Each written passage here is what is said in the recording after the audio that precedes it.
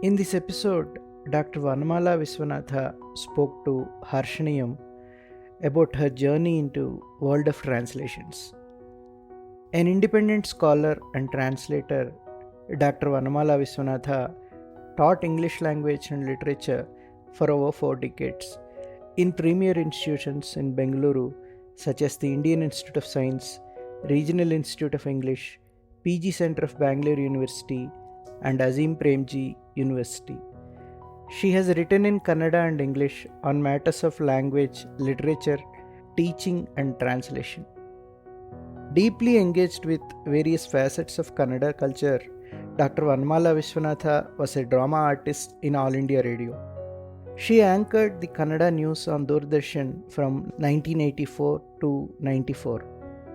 She was Associate Director, Katha Regional Academic Centre, Bengaluru, an initiative that promoted Indian literatures in translation. She worked as Honorary Director, Centre for Translation, Sahitya Akademi, New Delhi. Professor Vanamala Viswanatha served as member on the National Translation Mission. Professor Vanamala Viswanatha has translated and introduced several well-known Kannada writers such as Sara Abu Bakar, Lankesh, Vaidehi, U.R. Ananthamurthy, and others. She translated Sanskara into Swedish and introduced the Swedish novel The Way of the Serpent by Tony Lindgren in Kannada. More recently, she has translated several classical texts from pre-modern and modern Kannada literature, including the poetry of women, saint poets of the 12th century Vaishnava movement. The Life of Harishchandra, her translation of a medieval Kannada poetic classic in the Murthy Classical Library of India series, is a landmark publication. Dr. Vanamala Viswanatha's translation of Indira Bai, along with Sivarama Padikkal, a novel which was set in 1899, the first social novel in Kannada, published by Oxford University Press in 2019, received the Best Translation Award in 2020 from Kuvempu Bhasha Bharati Pradhikara, Government of Karnataka.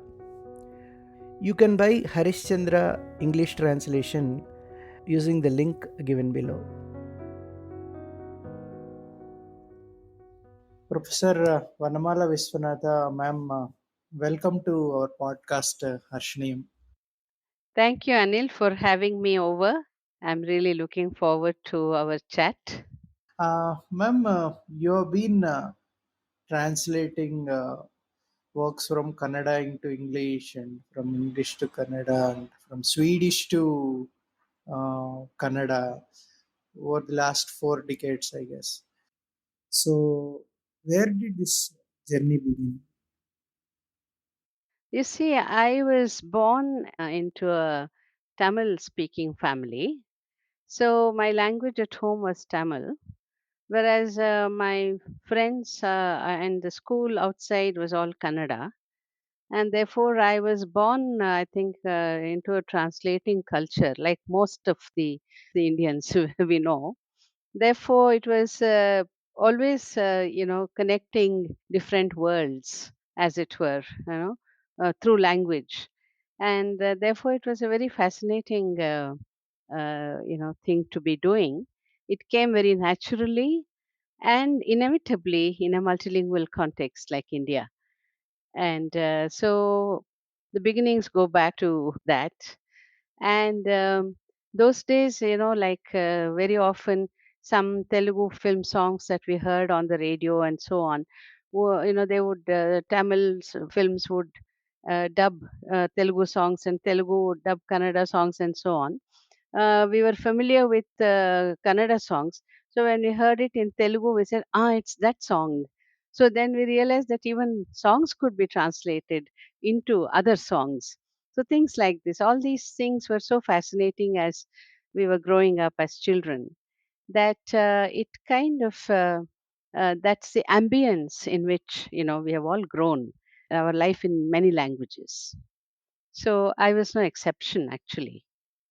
I used to do a lot of short stories and a few essays here and there, commissioned by Karnataka Sahitya Akademi and other such bodies, for their journal, translation journal called Aniketana and so on. So that's how I started my work with short stories. The first big text that I did, bigger than the short story, I mean, is a novella by Sara Abubakar, Muslim woman writer from Kasargod in Karnataka. Her very famous book called Chandragiri Tiradalli, which came out in 1984, and I translated it into English as Breaking Ties.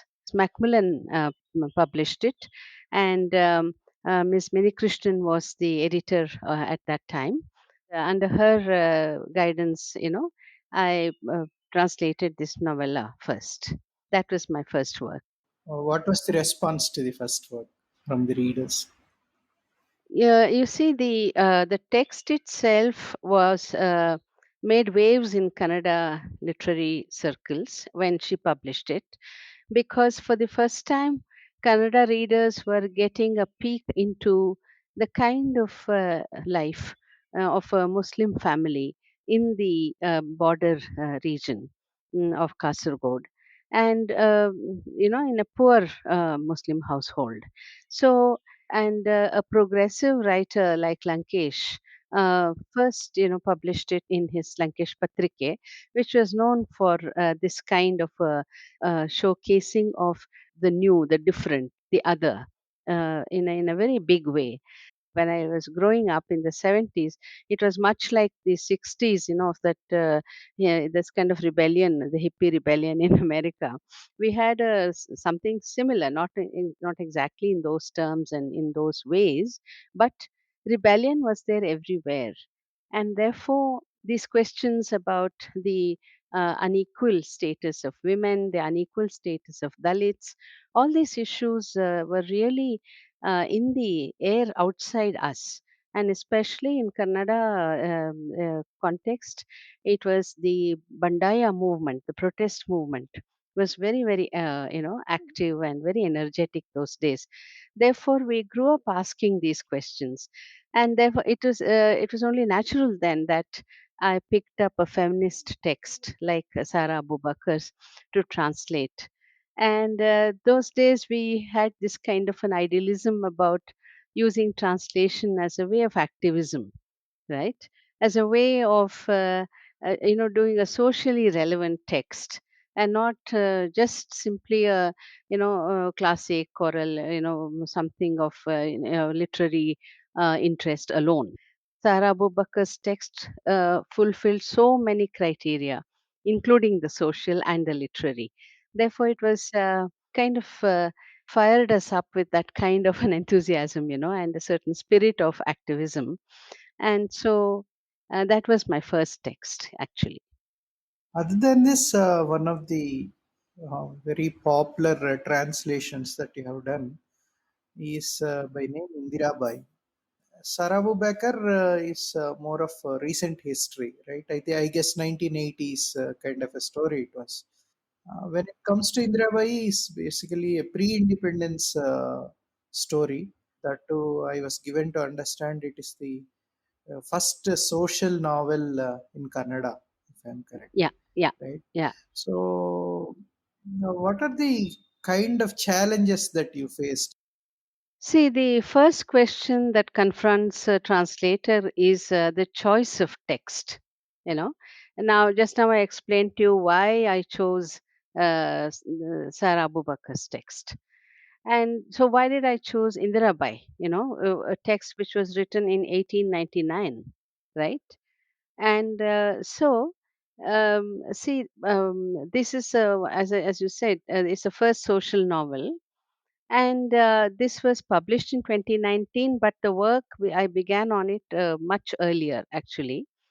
And by then, I had started teaching a paper in the postgraduate department, English department in Bangalore University, called Modern Indian Literatures. And I was, we were all working together with, like Professor Meenakshi Mukherjee had written this book on the first novels in Indian languages in India, where she was talking about how Bengal came up, with its first novel, and how Indulekha in Malayalam came up, in Kerala and in different languages. So it's a way of connecting with the larger, India, where the novel as a form took root, right? And it took root in different ways in different regions. Therefore, in a way, it's a way of connecting also to that history of how nationalism worked out with slightly different accents in different places of India. It was not all homogeneous, right?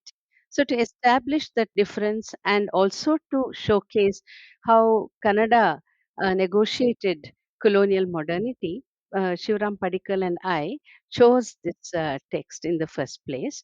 And, in Hyderabad University, Professor Sridhar, for instance, taught a course on first novels in India, in which he taught this particular novel also. And so we thought, okay, here is a way of, contributing to that whole debate by translating this novel. But it was already translated by British administrator called Coachman in 1900, one or 2 years so after the publication of the original work. But it was nearly after 110 years that we were publishing our book, right?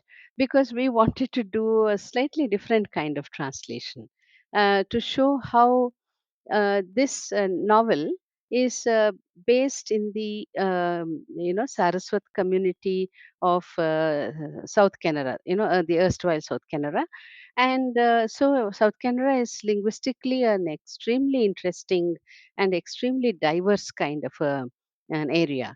Right, there's Konkani, there is Tulu, there is Byari, and there is Sanskrit. There is, it is truly multilingual. And as a first text which was working out its novelistic form in Kannada, it had to counter all these various languages, right? And so we thought we would try and keep the textuality, the way in which the text is constructed. It's a very fascinating process. So apart from the theme, the form itself is very illustrative of that particular phase in the history of the Kannada novel, right?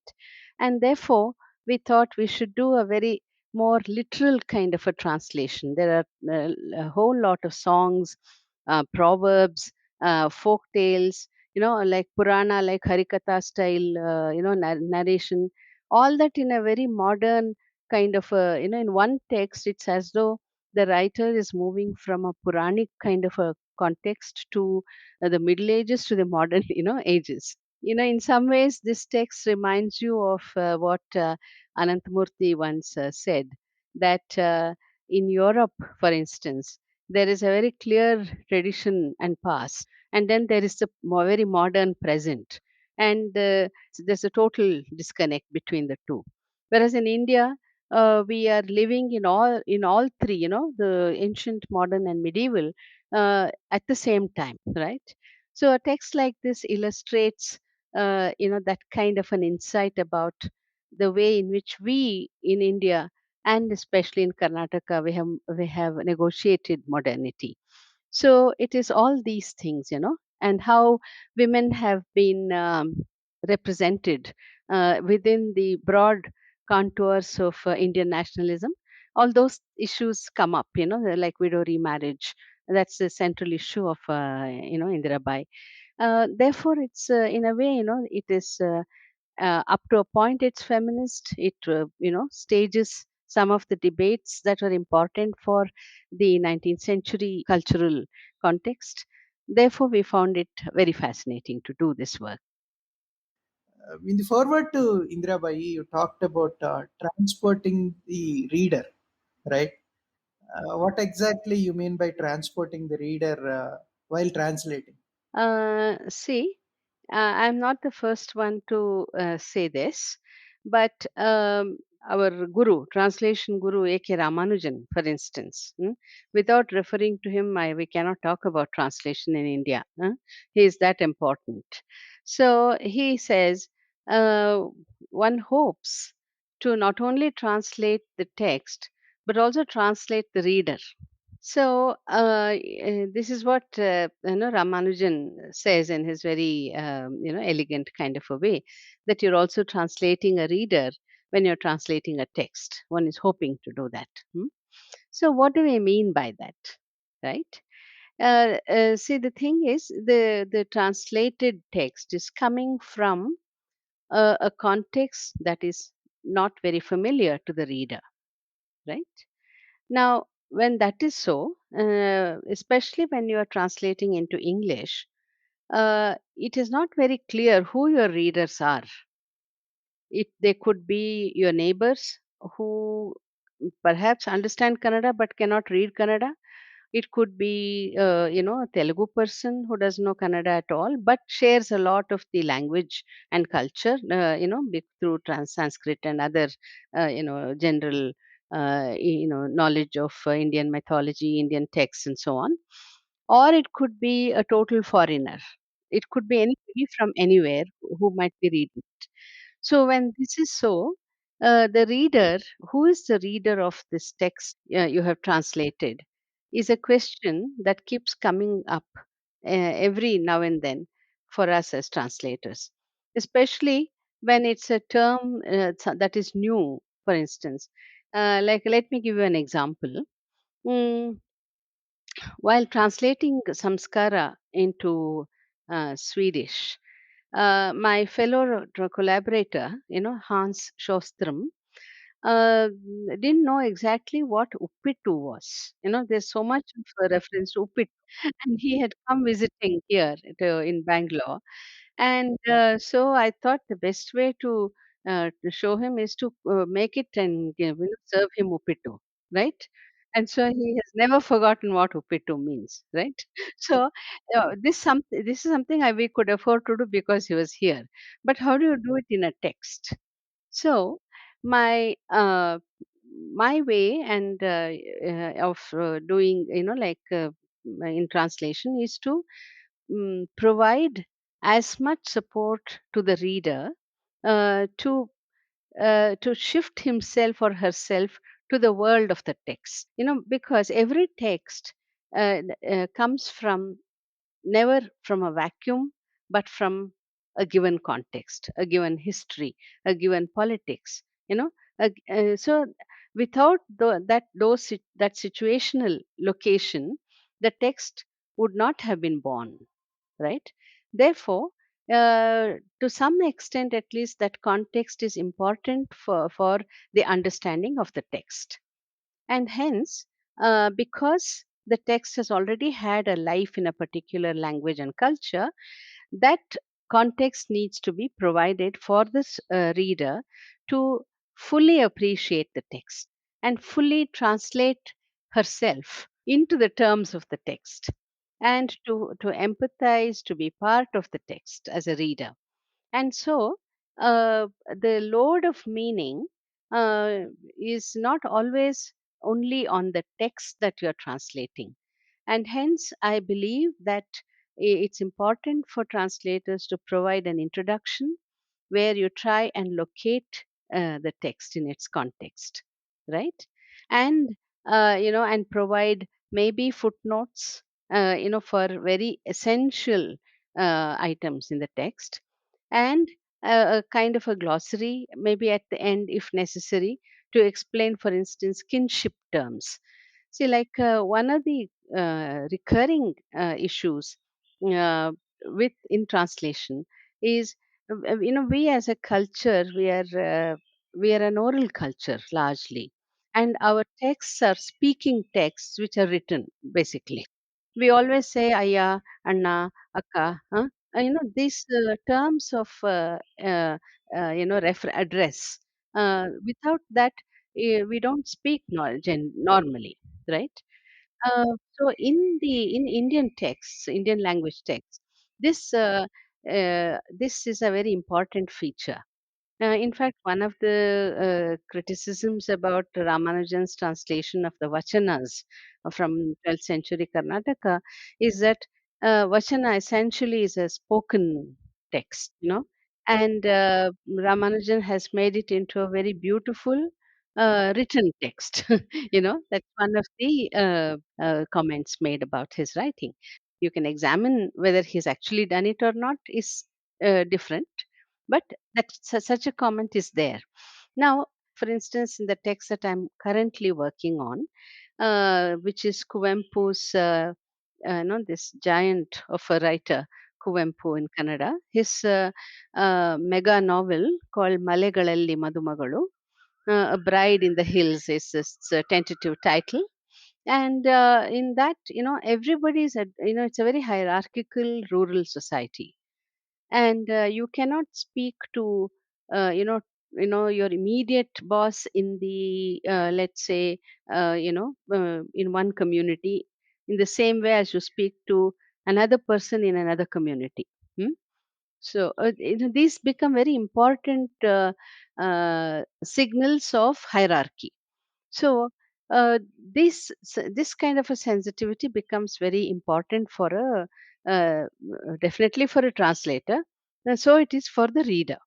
Now, how do you convey this? So maybe a glossary, where you say in that, Sarah Bubakar's text, I have said Abba, Ammi, words like that, Bhaiya, whatever, all of those things. Therefore, my belief is that in the process of transporting, uh, like Salman Rushdie uses this image of translation, like translators carry, like text from one culture to another, right? That's why I have used the Hanuman image. Hanuman who carries the entire, mountain for the sake of the one mulika, right? I've seen translators as people who carry the burden of meaning, on their backs. And how do they carry it? Not just through the text, but also through this kind of what we call the outwork, outside the work. What kind of preparation do you need? The reader also has to work for the meaning. It's not just the translator. So I'm ready to hold his or her hand to take her into the world of the text through all these supports that I can provide outside the text. But as far as within the text is concerned, I would like to keep as low a profile as possible and make the reader meet the text as directly as possible, right? Therefore, my interventions come outside the text. And of course, my intervention is there as a translator, in that I have changed the language, you see. Therefore, that basic thing is there. But I don't make any changes to the text. It is, as the text is. And whatever contextual information is necessary for the reader, then it is provided in the outwork, and the reader has to work a little harder. So, my basic argument has been that the reader also needs to be trained to read translated works differently from his own language or her own language works, right? It is he or she has to walk that extra mile to get out of the text, right? That is the basic idea. I have That's why all my translations have these supports, around the text. Yeah, yeah. A very well articulated point, madam. Reader also has to do, his work. One more comment.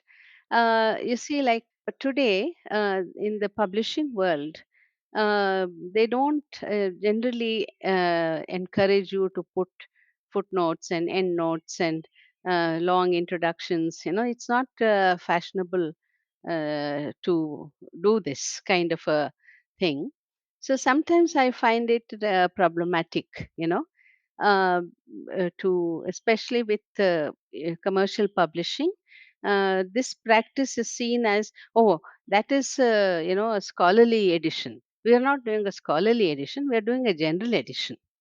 But we all read Tolstoy in general editions, but even they carried the weight of meaning was distributed between the text and the between the work and the outwork, right? And especially the number of characters, the places, when everything is so alien, some help might really help. That is my stand on this. But there are times when there are other players, other stakeholders in the publication, and I try to put this forward. If it's acceptable, fine. If it's not acceptable, I go along with the current, right? What is your thought process behind choosing a particular work for translation? That is the first part. And is there anything called translatability? Is it better for some works to be left alone because they are not translatable? Yeah. Well, yeah, the first question is about choice. And I spoke about it earlier with reference to both Chandragiri and later Indirabai. And choice that way is a very, very the very first thing. It's most primary, in this whole process of translation. What do you pick up? Which text do you pick up? What are your criteria? That becomes a very important consideration. For instance, when I chose Harishchandra Kavyam, which is a 13th century medieval text in Kannada. uh, I until then I never imagined that I would ever be translating medieval poetry. I was sitting Vela one afternoon, quite jobless, and said, "Okay, who am I? Where am I? What am I going to do with my life?" Then I vaguely remember, oh, somebody has given some funding to Harvard, right? So then I just Googled and found out, and then it said, okay, there is, Rohan Murthy and Infosys. They had given a fund to Harvard for publishing pre-modern works. And I said, what pre-modern works do I know? I knew, I'd heard of almost all of them. I had read about a few of them and read some of them as extracts, not excerpts, right? And this was one of the excerpts. And I could remember long chunks from this poetry uh, by heart. Then I said, "Oh, if I can remember something I read 30 years ago, then it must be good poetry." That was the first thought that came to me. Then I looked up the book, and then it is, of course, the Harishchandra story everybody knows, and it was a good, compelling story.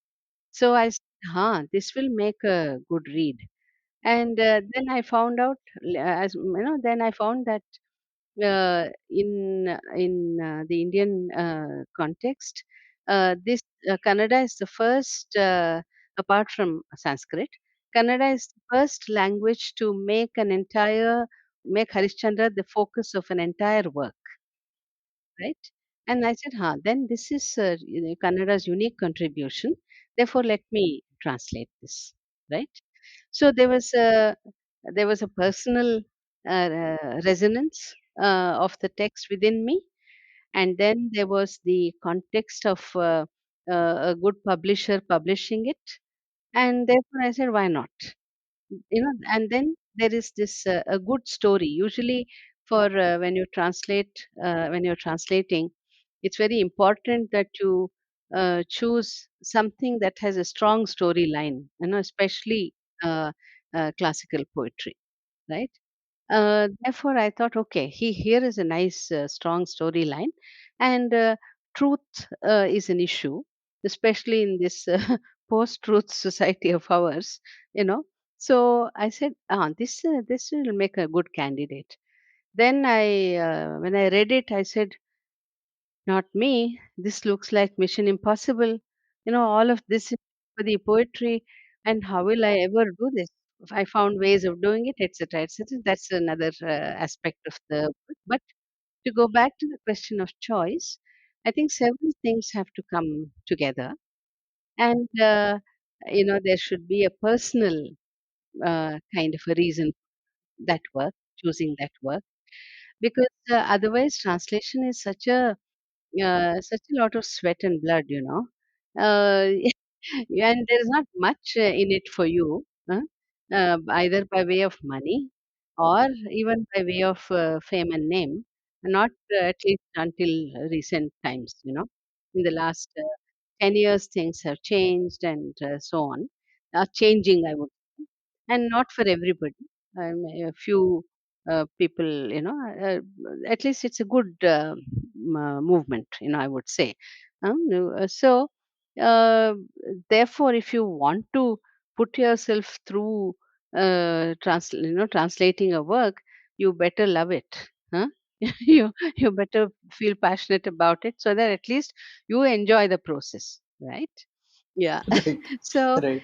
that's the first thing about choice, that you like the work you're doing, right? and uh, and then there is a good publisher, and so that you feel that external pressure of the commitment will keep you going, because it's a fairly lonely activity you do in isolation, and if it is not real enough, very often your effort falls by the wayside and you forget about it. So if it has to reach fruition, then this kind of a context is very important. And so the choice is never really just individual. It's individual, it is social, it is at the time what is happening around you, and which what kind of people are associated with a project, right? What kind of support systems are there in place? All these things matter a great deal about, when you are thinking of choice. Yeah. The other part about translatability and The issue of translatability, uh, yeah, or the other side is the untranslatability of texts, right? Is a tremendous philosophical question about which a lot has been written by philosophers of language. We won't go into that debate. But as a practicing translator, what is my take on translatability is something I can speak about, uh, though I'm aware of the debate and the contours of that debate. Yeah. There is this Ortega Gasset, he's a Spanish philosopher of language. He has a brilliant essay called The Misery and Splendor of Translation. I love that essay. Where he's talking about how there is language A, and you choose a text from language A, and now you are translating it into B. So language A and language B are two separate things, apart from each other, unlike each other. That's why one is A, the other is B. But you have chosen to translate something from A into B. So you are going against the very nature of things when you're translating, right? By that's the misery of translation. That something that is fundamentally, by definition, different and new. I mean, apart from each other, you're trying to somehow make them the same, right? And that is a challenge of translation. And very often, though it is different, though it seems so impossible, Gasse talks about how, but translators have done it and have been doing it ever since, found ways of making it the same, if not same, but at least similar, right? There's a simulacrum, as he calls it. So there's a similarness, not sameness, but something that looks like. So, in an article I have written with Sherry Simon, I've called it translation is a relative of the original. Mm? It's a kin of the original, right? It's not exactly the same. So, and therefore, I would say, for instance, that especially when you take a work like Harishchandra Kavyam, which is a 13th century work from a very different Shaiva religious world of Raghavanka from Hampe. Like my friend Pratibha Nandkumar, who has written about it, when she first met me, I know when I had chosen this, she said, "What are you doing?" I said, "I'm translating Harishchandra Kavya." Harishchandra Kavya? Impossible, she said, right? How do you translate Harishchandra Kavyam into English? So even I didn't know when I set out how I would translate, right? It's not that we had great models to follow to translate medieval works into English, right? And there were excerpts that some people had done, and I know some of the colonial translators had translated a few texts here and there, not fully, but in extracts and so on. So uh, therefore, how do you translate a whole work of 728 verses spread out over 14 chapters, right? So one tried to make a beginning, and usually all our classics, they begin with one Nandi Stuti and so on. So I got stuck like Vinayaka, Prathama Chumbanam Danta Bhagnam. Couldn't get beyond the first two stanzas for a long time. Then I said, "Oh, very easy. I can just give up. Huh? What is there?" You see, like my friend said, "Okay, you leave the first chapter, get on with the story. Maybe that part is easier." Then I took that advice seriously and started the story. And stories can be told in different languages, no? So then it flowed. The writing, flowed. Then after some time, when I came back to the first chapter, it all made sense. I knew how to do it. But one has to often break, bend, and do things with language, to make, to accommodate a different reality, a new reality in a language that is different. Our languages are full of puns, and so on. So how do you convey those things? That was a difficult thing. Or how do you translate a soundscape, the way a language sounds, for instance? You see, there are any number of descriptions of the forest and all of that. Okay, look at this. There is a wildfire. hmm? The wildfire, Vishwamitra creates a wildfire when Harishchandra, his wife and son are, walking through the forest, sets up a wildfire by magic. Suddenly, all around him, there is this wildfire. Hmm? Maybe I'll read the Kannada first. Huh? Yeah. ಕುತ್ತುರಾಗಿರ್ದ ಹೆಮ್ಮೆಳೆಗಳಂ ಸುಡುತ್ತ ಬಳವೆತ್ತ ಬೆಟ್ಟವ ಸೀಳ್ದು ಸೆಕ್ಕೆಗಳೆವುತ್ತ ಪಳುವೆತ್ತ ನೆಲನಂ ಕರಿಕುವರಿಸುತ್ತ ಬೆಳೆದ ಮರದಿಡುಕುರುಳು ನಿಂದುರುಹುತ ಹೊತ್ತುತ್ತ ಹೊಗೆಯುತ್ತ ಹಬ್ಬುತ್ತ ಹರಿದು ನೆಗೆಯುತ್ತ ಗಗನವನ್ನು ತುಡುಕುತ್ತ ಮತ್ತಂತಡಸಿ ಸುತ್ತ ಮುತ್ತಿತ್ತು ದಾವಾನಳನ್ ಅಸತ್ಯ Kantara ದಾವಾನಳನನು. So much energy, So how do you bring this energy, man, into English? Burning down thick clumps of bamboo, cleaving through mighty mountains, their wings severed, blackening the ground overgrown with thick shrubs, and blowing through hollows of gigantic trees. The fire blazed through the forest, searing and smoking and sizzling and spiraling, soaring to the skies and scattering, striking from every side. The forest fire enveloped Harishchandra himself. The forest fire enveloped Harishchandra, himself a fire to the forest of untruth, right? Then comes this description of the wildfire. Boogie boogil, chili chilil, chitty chitil, dhagadagil, dhagadagil, ghari gharil, ghari gharil, dhagadagam, dhagadagil, chimi chimil, churi churil, chata chata ಎಂದೊಗೆದು ಧಮ್ದಗಂ ಧಮ್ದಗಂ ಘುಳ್ ಘುಳ್ ಎಂದುಬ್ಬಿ ನೆಗೆದು ದಳ್ಳುರಿ ಬಳ್ಳಿ ಒಳಿದು ಕತ್ತರಿಸಿ ಕರ್ಬಗೆ ಮೀರಿ ತೋರಿ ಕೆಂಗಿಡಿಗೆದರಿ ದವಾಗ್ನಿ ಮುತ್ತಿತ್ತು ದವಾಗ್ನಿ ಮುತ್ತಿತ್ತು ನಾಲ್ದೆಸೆಯನು. So, how do you translate boogie boogil, boogie boogil? It's a sound, right? So I didn't translate, right? Because let it be, in the same. So in italics, I just put BHUGIL, BHUGIL, okay, and so on. And then when it comes to the sense part, no, uh, ಒಗೆದು ಧಮ್ ದಳ್ಳೂರಿ ಬಳ್ಳಿ ಬಳಿದು all those things have meanings, they're proper words.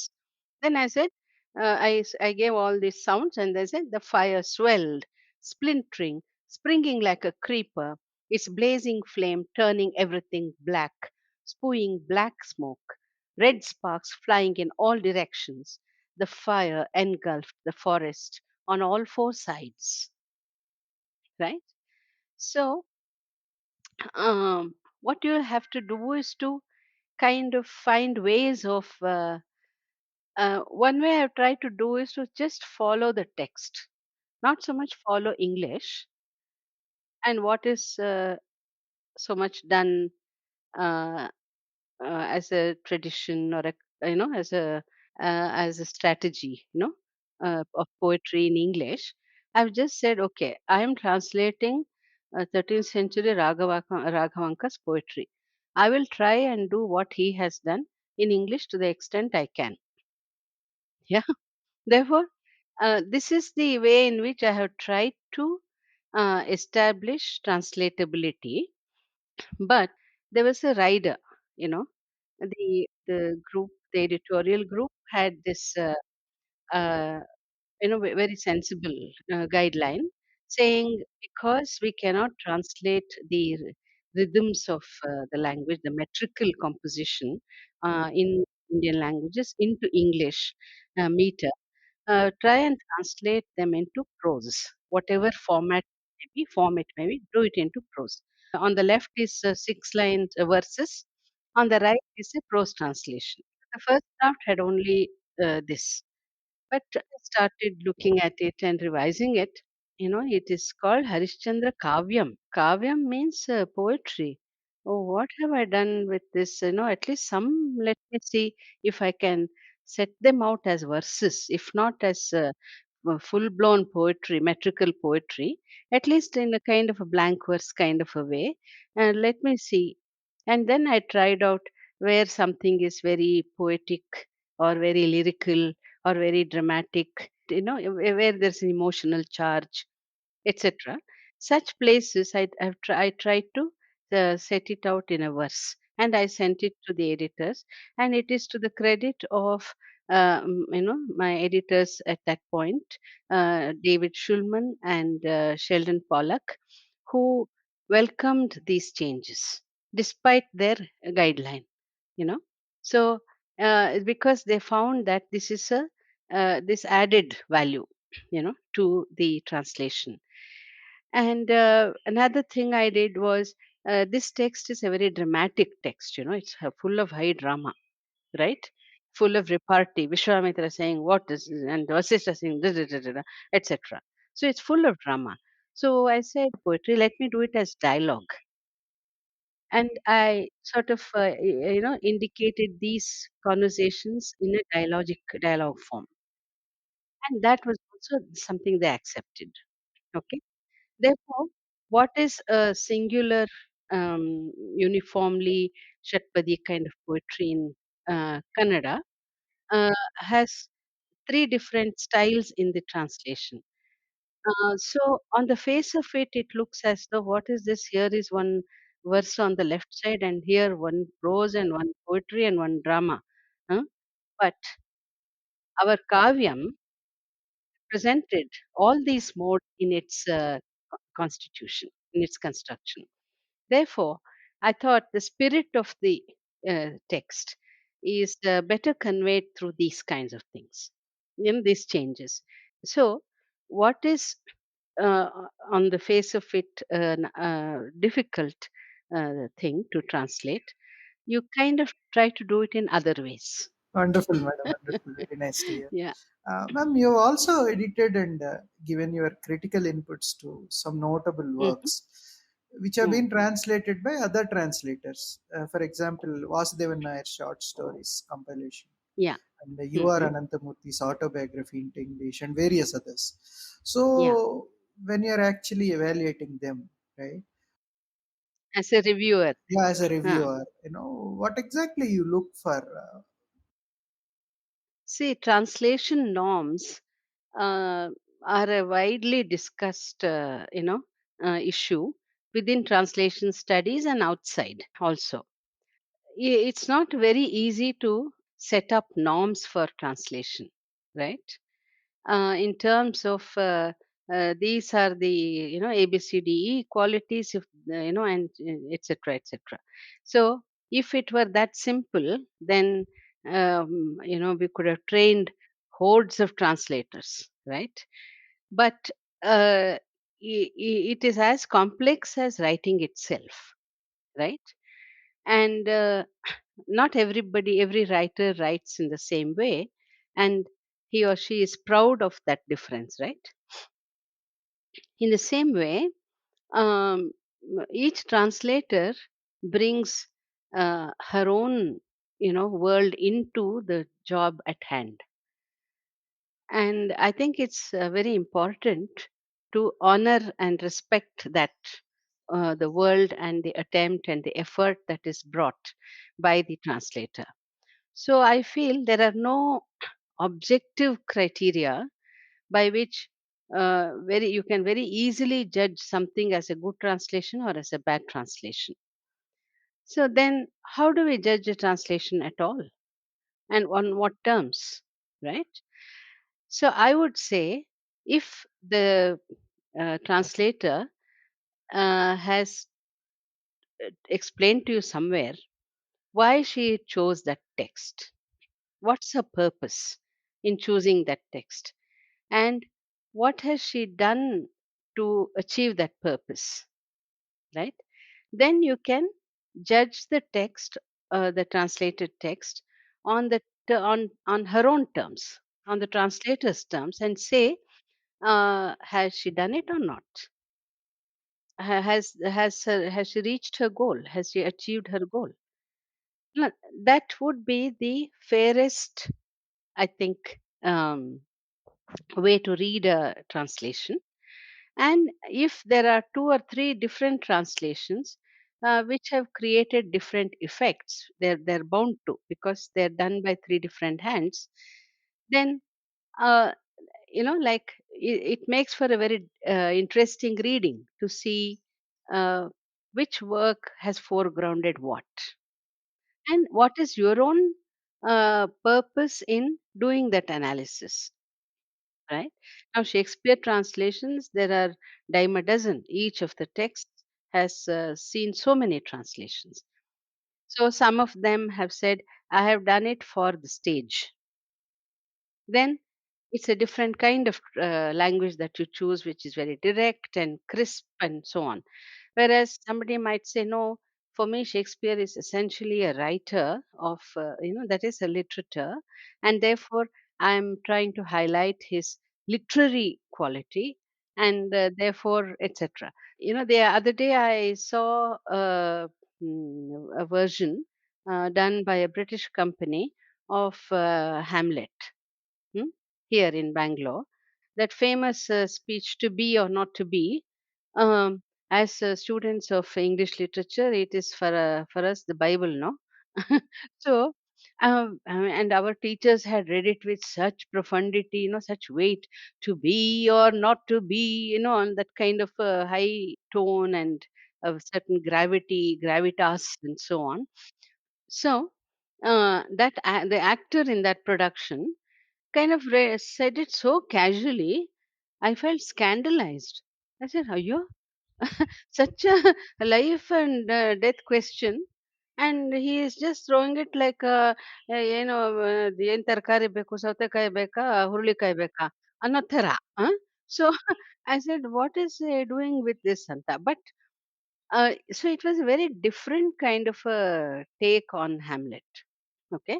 So if I can understand that, then I would be prepared for that newness or novelty of the presentation and see how Shakespeare can be extended, to different contexts and different times and different audiences, right?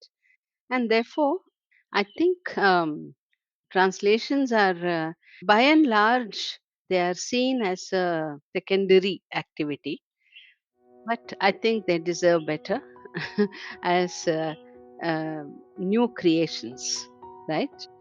And you allow creative writers their right to create a new, no?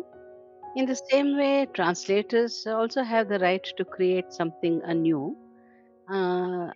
with their signature on it, and therefore you have different translations, and that should be fine too.